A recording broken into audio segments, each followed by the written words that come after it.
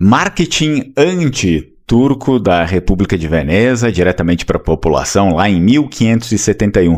Vamos ver como isso acontecia e também como a história ficava registrada não apenas nos livros, mas principalmente na cabeça das pessoas naquele período lá. Antes disso, curte o vídeo, se inscreve no canal. Não esquece de ativar o sino das notificações. Quer apoiar o canal Lengomar? É possível tornar-se membro.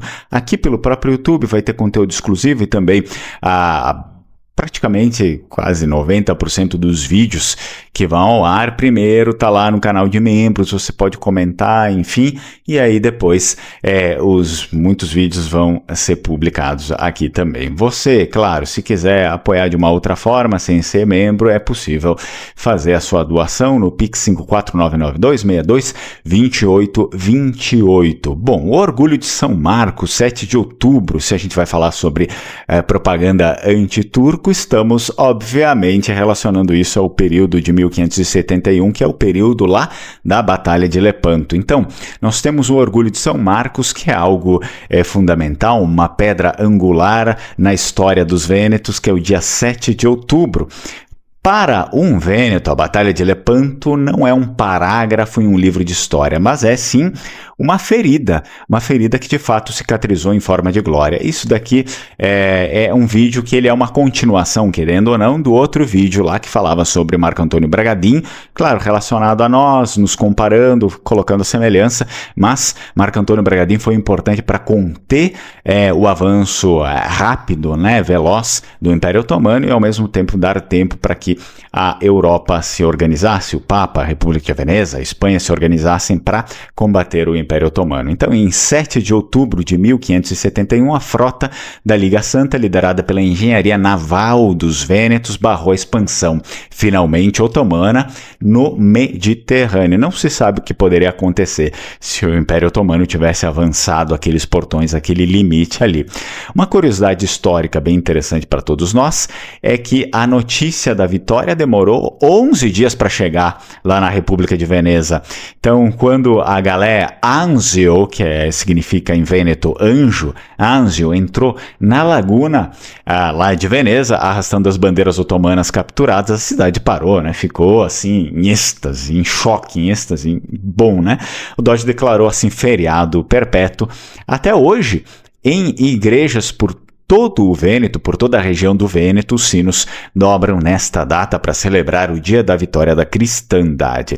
Mas como essa vitória se tornou eterna? Isso que nós devemos nos perguntar também, porque afinal era um período em que os livros ainda eram um pouco difíceis, de serem produzidos em massa, em escala, e muitas pessoas não sabiam ler.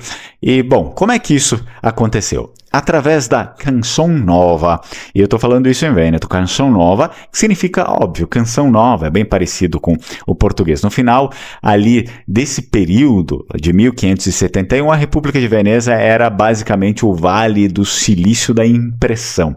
Então era uma pátria que imprimia muitos livros, graças a inventores como Ottaviano Petrucci, a República detinha o monopólio da impressão e assim isso se transfigura lá para o campo da música também, a impressão das notas musicais e assim por diante.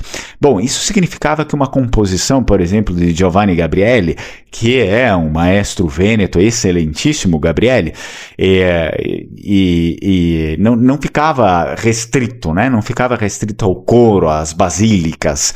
Bom, em poucos dias, as prensas vênetas meio que cuspiam centenas de cópias que eram vendidas no mercado, principalmente no mercado de Rialto, lá em Veneza. Pela primeira vez na história, sendo assim, a música de elite se tornava um produto de consumo de massa também.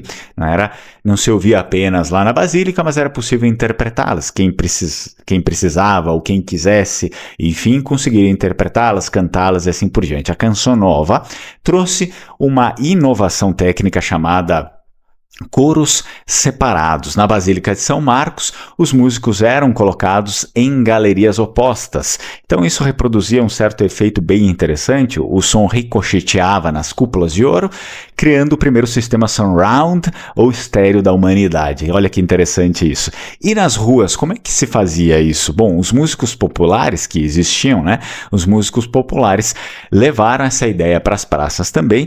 Eles se posicionavam em diferentes cantos das praças, cercados aí de vários instrumentos e fazendo com que o povo ficasse em meio de todos esses instrumentos de sopro e cordas, criando uma experiência, digamos, imersiva, que deixava ali os que estavam passando em um transe bem efetivo. Então a canção nova foi o elo perdido entre o sagrado e o profano. O sagrado, aquilo que acontecia lá dentro das basílicas, as músicas, e o profano, não, aquelas músicas que não eram necessariamente religiosas, contavam outras coisas, por exemplo, guerras e tal.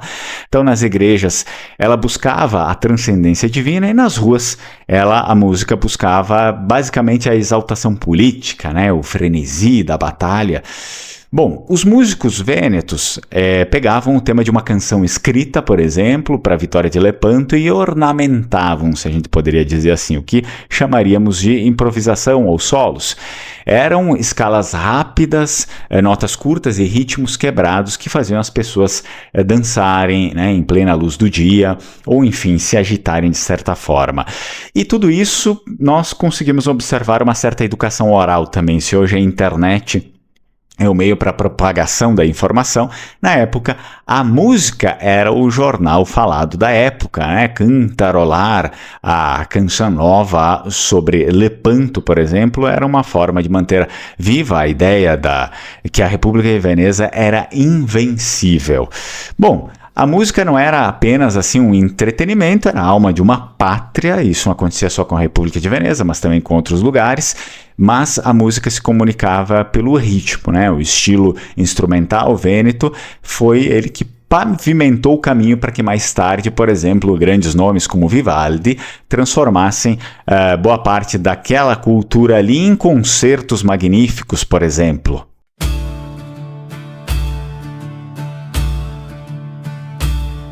El gran dio del cielo, el Gamenae ama, el Gastruca, el Marco, Fastraso, Impan, Alepanto, Inacua, Oscura, Emota, el Turco, el Segaspa, Cacotuta, e Afrota, Venecia, Zemea, Colcor, Malora, Ciprociava, Sangue desora, ma Dio non passa, venir sotra, el león, el garú, sto in meso all'otra, Gale contra Gale, en suffer, el mar pare a fuego e vero inferno, remisca vessae, veles trasae, corpina cua veste metaia, el papa, el re, el cao venecian, y sega catastretti, o una solman, no paror, no partera, ma parla fede vera e severa. Madonna Santa che tegne il timon, ti teghela dalla rota e la confusión. San Marco Vanti, León in pavión, Lepanto el gas cabeza, la forza foresta d'Eslapón.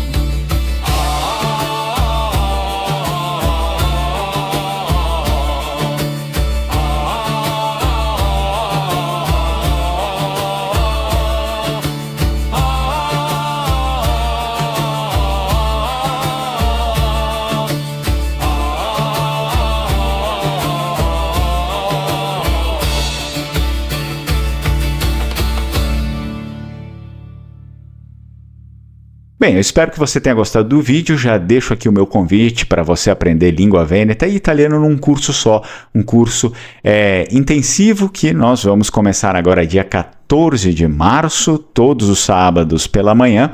São 6 meses porque o curso é intensivo, então você pode manifestar o seu interesse, são os últimos dias de inscrição, manifeste o seu interesse entrando no grupo de WhatsApp que eu deixo aqui abaixo na descrição do vídeo, também nos comentários fixados, depois eu faço contato com você para explicar direitinho. Se você quiser reconhecer a sua cidadania, lembre-se, a Alma Cidadania faz um trabalho excelente, pé no chão, e se você decidir então tocar o seu processo, mencione que chegou através do canal Linguamari para você ganhar o seu desconto aí no processo.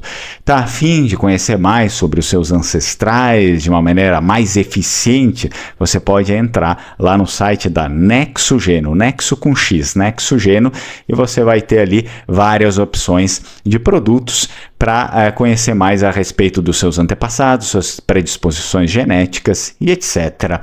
E não esqueça, claro, você pode usar o meu cupom LINGUAMARI15 para também ganhar desconto aí. Nos vemos no próximo vídeo. Tchau, tchau, Strucon.